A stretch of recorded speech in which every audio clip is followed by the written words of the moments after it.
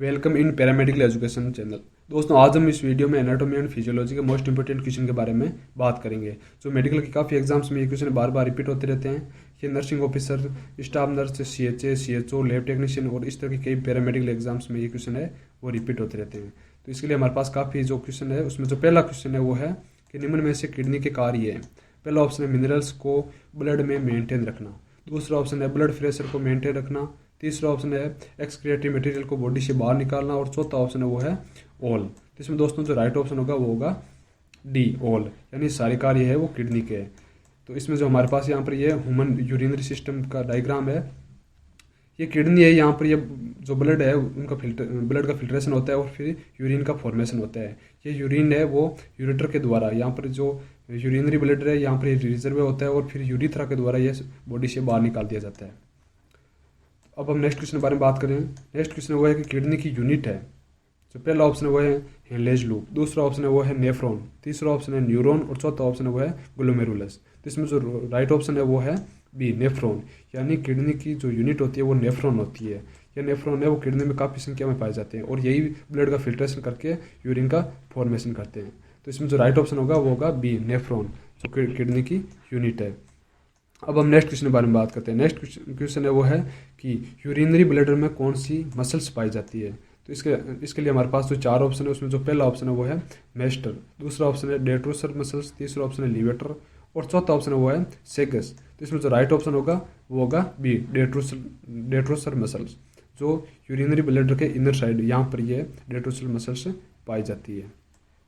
अब हम next question के बारे में बात करते हैं कि यूरिनरी ब्लैडर में कौन सी एपिथेलियम लेयर पाई जाती है।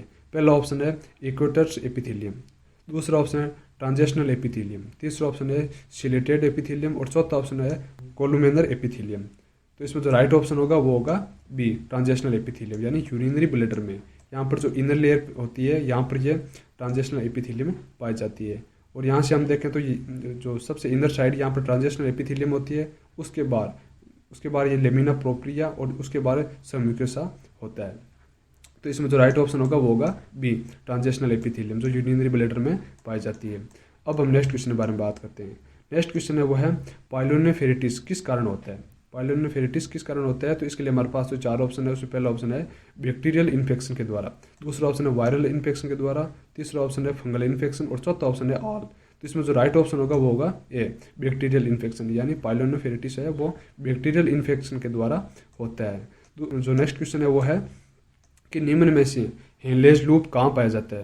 पहला ऑप्शन है यूरिनरी ब्लैडर, दूसरा ऑप्शन है यूरेटर, तीसरा ऑप्शन है नेफ्रॉन और चौथा ऑप्शन है वो है ऑल। तो इसमें दोस्तों जो राइट ऑप्शन होगा वो होगा सी, नेफ्रॉन, यानी नेफ्रॉन में लूप ऑफ हेनले या हेनलेज लूप पाया जाता है। ये किडनी है, किडनी में काफ़ी सारे नेफ्रॉन्स होते हैं, उसमें यहाँ पर ये जो स्ट्रक्चर है ये होती है लूप ऑफ हेनले, जो प्रोक्सिमल ट्यूबल और डिस्टल ट्यूबल यहाँ दोनों के बीच में होती है।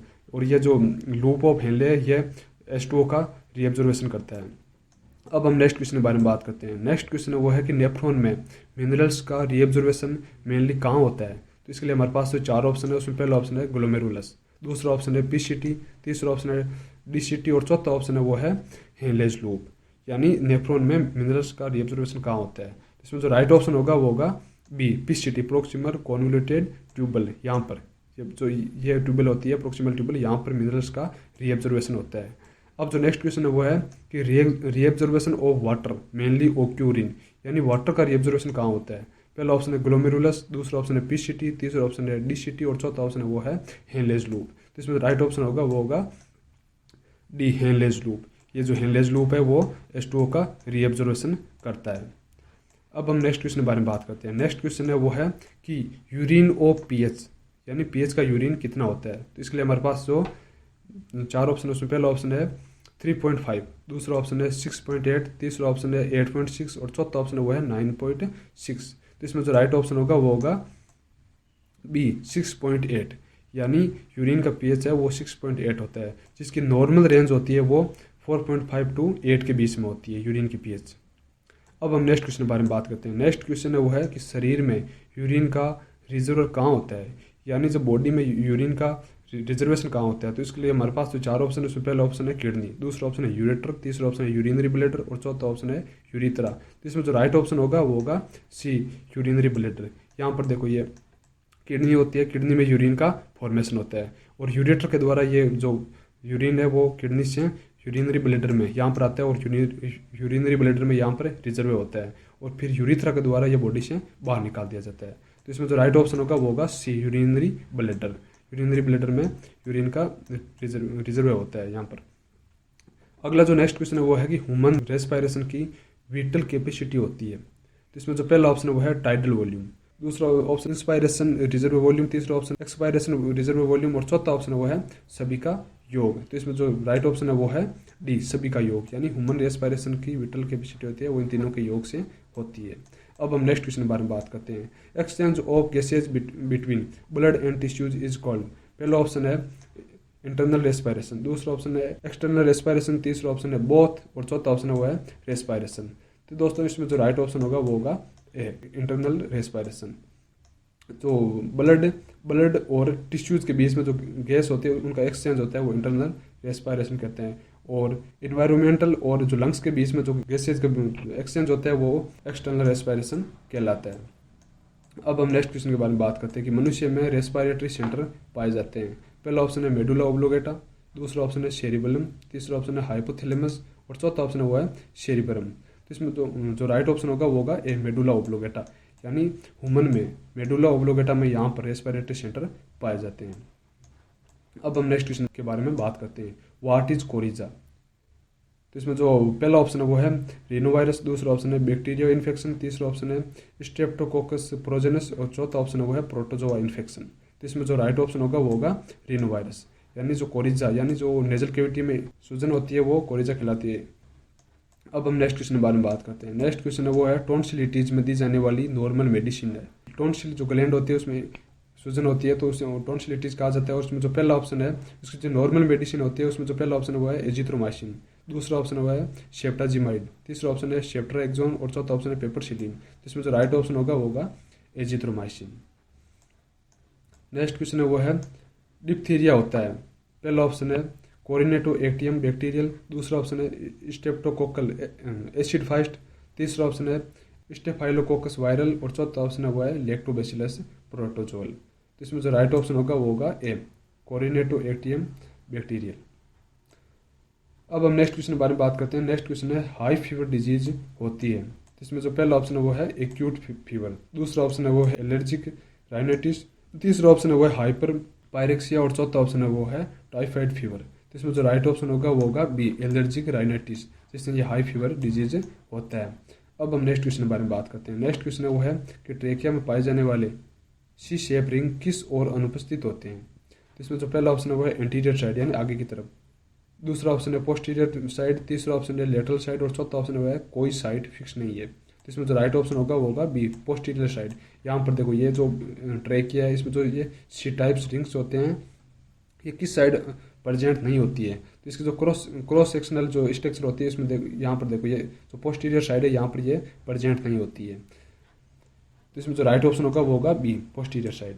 अब हम नेक्स्ट क्वेश्चन के बारे में बात करते हैं। नेक्स्ट क्वेश्चन है वो कि क्या कारण है कि ट्रेकिया के सी शेप रिंग पूर्ण नहीं होते हैं। तो इसका रीजन क्या है। तो इसमें जो चार ऑप्शन है उसमें पहला ऑप्शन है ट्रेकिया को एक फिक्स जो शेप प्रोवाइड करने के कारण, दूसरा ऑप्शन है ट्रेकिया को कोलेप्स होने से बचाने के लिए, तीसरा ऑप्शन वो है फोर्सफुल ब्रीथिंग के समय ट्रेकिया का एरिया ज़्यादा बढ़ाने के लिए और चौथा ऑप्शन वो है ट्रेकिया की सुंदरता के लिए। तो इसमें जो राइट ऑप्शन होगा वो होगा सी, फोर्सफुल ब्रीथिंग के समय ट्रेकिया का एरिया ज़्यादा बढ़ाने के लिए।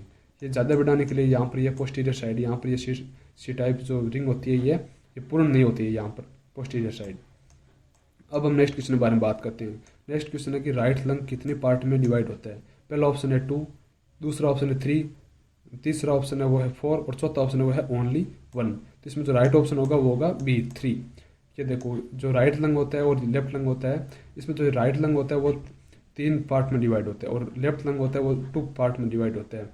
राइट लंग होता है वो सुपेरियर लोब, मिडल लोब और इंफीरियर लोब, ये 3 पार्ट में डिवाइड होता है। इस तरह से जो नेक्स्ट क्वेश्चन है वो है कि लेफ्ट लंग कितने पार्ट में डिवाइड होता है। तो इसमें जो राइट ऑप्शन होगा वो होगा ए, 2, यानी 2 पार्ट में या यहाँ पर डिवाइड होता है। अब हम नेक्स्ट क्वेश्चन के बारे में बात करते हैं। नेक्स्ट क्वेश्चन वो है कि स्मॉलेस्ट यूनिट ऑफ लंग है, यानी लंग्स की जो सबसे छोटी है वो इकाई कौन सी होती है। जो पहला ऑप्शन है वो है ब्रोंकस, दूसरा ऑप्शन है एल्वियोली, तीसरा ऑप्शन है ब्रोंक्यूल्स और चौथा ऑप्शन है वो है ट्रेकिया। तो इसमें जो राइट ऑप्शन होगा वो होगा बी एल्वियोली।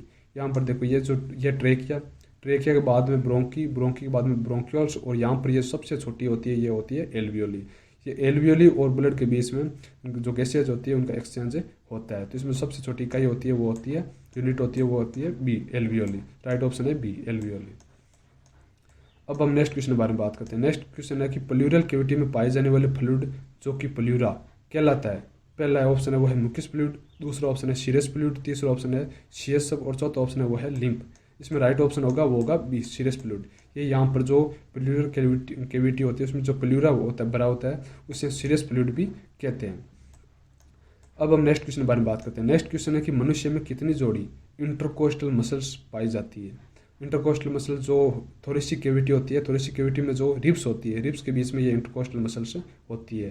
तो इसके लिए हमारे पास जो पहला ऑप्शन है वो है 10 पेयर, दूसरा ऑप्शन है वो है 11 पेयर, तीसरा ऑप्शन है वो है 12 पेयर, और चौथा ऑप्शन है वो है 8 पेयर। तो इसमें राइट ऑप्शन होगा वो होगा बी 11 पेयर, यानी 11 जोड़ी ये जो इंटरकोस्टल मसल्स होती है। अब हम नेक्स्ट क्वेश्चन के बारे में बात करते हैं। नेक्स्ट क्वेश्चन है मनुष्य की thoracic cavity and abdominal cavity को बीच में डिवाइड करने वाला ऑर्गन कौन सा है। पहला ऑप्शन है हार्ट, दूसरा ऑप्शन है स्टोमक, तीसरा ऑप्शन है डायफ्राम, और चौथा ऑप्शन है लंग्स। जिसमें जो राइट ऑप्शन है वो है डायफ्राम। ये जो थोरेसिक कैविटी और ये एब्डोमिनल कैविटी, यहाँ पर जो बीच में ऑर्गन होता है वो होता है डायफ्राम, जो थोरेसिक कैविटी और एब्डोमिनल कैविटी को डिवाइड करते हैं, और ये डम शेप में होता है। जो डायफ्राम होता है ये डम शेप में होता है। तो इसमें जो राइट ऑप्शन होगा वो होगा सी डायफ्राम। अब हम नेक्स्ट क्वेश्चन के बारे में बात करते हैं। नेक्स्ट क्वेश्चन है कि मनुष्य का डायफ्राम नॉर्मल शेप में होता है। पहला ऑप्शन है राउंड शेप, दूसरा ऑप्शन है डम शेप, तीसरा ऑप्शन है हार्ट शेप, और चौथा ऑप्शन है वो है डिस्कॉइड। तो इसमें जो राइट ऑप्शन है वो है बी डम शेप। ये यहाँ पर जो डायफ्राम होता है ये डम शेप में होता है।